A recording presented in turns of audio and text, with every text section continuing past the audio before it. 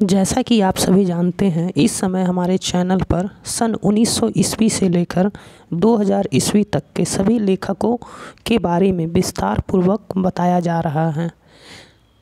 यहाँ पर इस समय उनके जीवन से जुड़ी सभी महत्वपूर्ण घटनाओं को, उपलब्धियों को, उनके द्वारा दिए गए योगदान को पूरे विस्तार रूप से बताया जा रहा है कि किस तरह से उन्होंने अपने जीवन के बहुमूल्य समय में अपना योगदान देकर अपने देश के प्रति, अपने देश के लोगों के प्रति बहुत ही सराहनीय कार्य किया है। तो आइए चलते हैं और जानते हैं आज के अध्याय में हम लोग एक नए लेखक के बारे में, जिनका नाम है सचिंद्रनाथ बख्शी। आज के अध्याय में हम लोग इनके बारे में विस्तार पूर्वक पढ़ेंगे और जानेंगे कि किस तरह से इन्होंने अपने जीवन के कार्यकाल में अनेकों कार्य किए, अनेकों उपलब्धियां हासिल किए हैं। तो आइए शुरू करते हैं। सचिंद्रनाथ बख्शी, जो कि एक भारतीय लेखक और भारतीय क्रांतिकारी भी माने जाते हैं।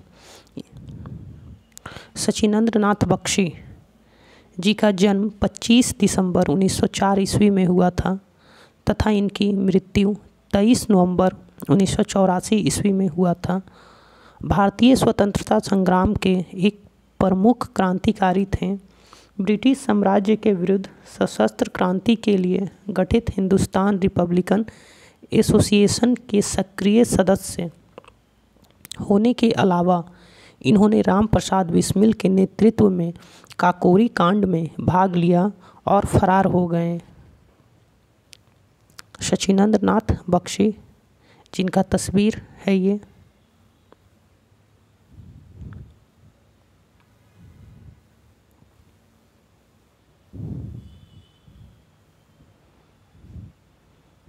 इनका जन्म एक बार फिर से देखते हैं। सचिंद्रनाथ बख्शी जी का जन्म 25 दिसंबर 1904 ईस्वी में बनारस संयुक्त प्रांत आगरा व अवध में हुआ था, जो उस समय ब्रिटिश सरकार के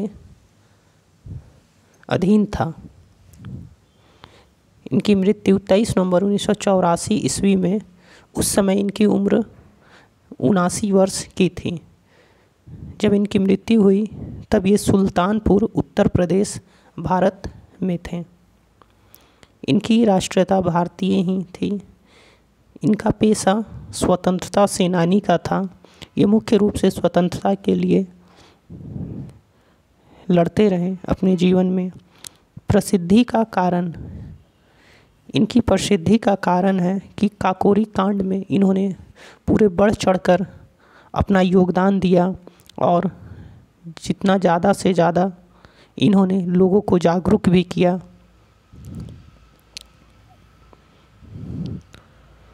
बख्शी को भागलपुर से पुलिस ने उस समय गिरफ्तार किया जब काकोरी कांड के मुख्य मुकदमे का फैसला सुनाया जा चुका था।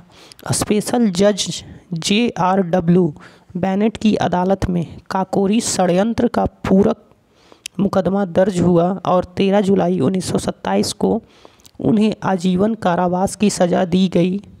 1937 ईस्वी में जेल से छूटकर आए तो कांग्रेस पार्टी के लिए जी जान से काम किया।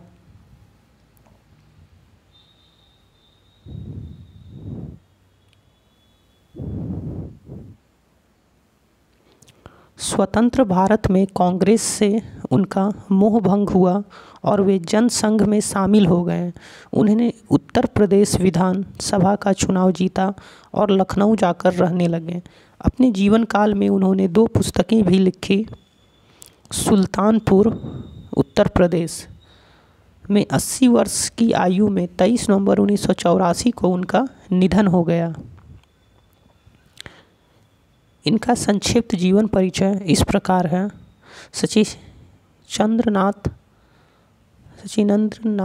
बख्शी का जन्म 25 दिसंबर 1904 को बनारस में हुआ था। उनके पिता मूलतः बंगाल के फरीदपुर जिले के रहने वाले थे, जो बाद में बंगाल से आकर संयुक्त प्रांत आगरा व अवध के शहर बनारस में बस गए थे। सचिंदा ने FA इंटरमीडिएट की पढ़ाई छोड़कर कुछ क्रांतिकारी कार्य करने की सोची।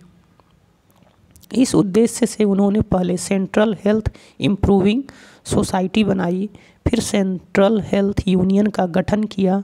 हेल्थ यूनियन के बैनर तले उन्होंने बनारस के नवयुवकों को संगठित किया और तैराकी की कई प्रतियोगिताएं आयोजित की। 1923 ईस्वी में दिल्ली की स्पेशल कांग्रेस के दौरान वे बिस्मिल के संपर्क में आए। उसके बाद वे उनकी क्रांतिकारी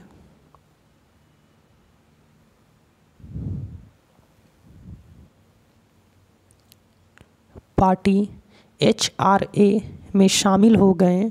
कुछ दिनों झांसी से निकलने वाले एक अखबार का संपादन किया।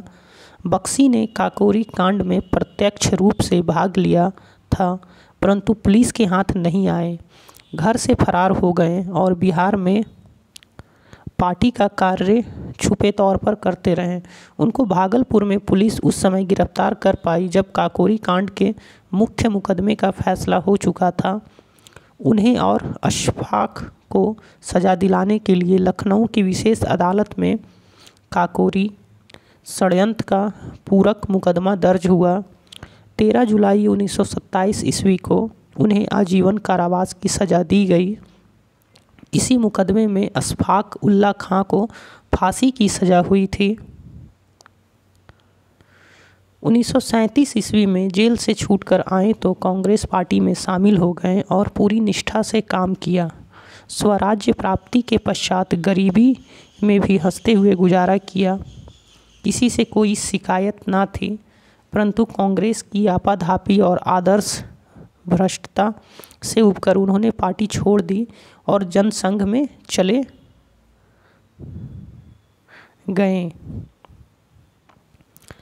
जनसंघ के टिकट पर उन्होंने चुनाव लड़ा और उत्तर प्रदेश विधानसभा के सदस्य चुने गए। सचिंद्रनाथ बख्शी की पुस्तकें। सचिन दा ने अपने क्रांतिकारी संस्मरणों पर आधारित 2 पुस्तकें भी लिखी थी जो उनके मरने के बाद ही प्रकाशित हो सकी। दोनों पुस्तकों का विवरण इस प्रकार है।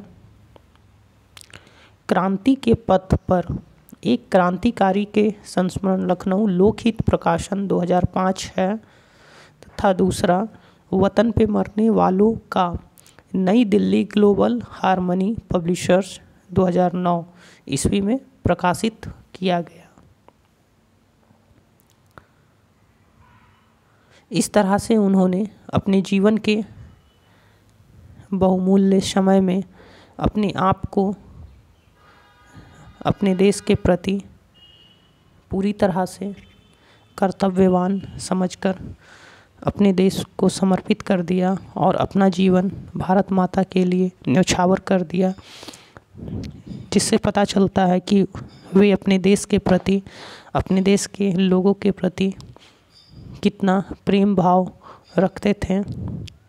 उन्होंने अपने बारे में कभी नहीं सोचा और पूरी तन्मयता के साथ भारत के स्वतंत्रता आंदोलन में शामिल हुए और इस तरह से उन्होंने अपने जीवन के कार्यकाल को पूरा किया।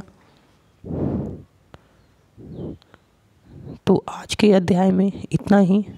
हम लोग फिर मिलेंगे एक नए अध्याय में, एक नए लेखक के विस्तृत जानकारी को लेकर एक नए अध्याय में। आज के लिए इतना ही। जय हिंद, जय भारत, धन्यवाद।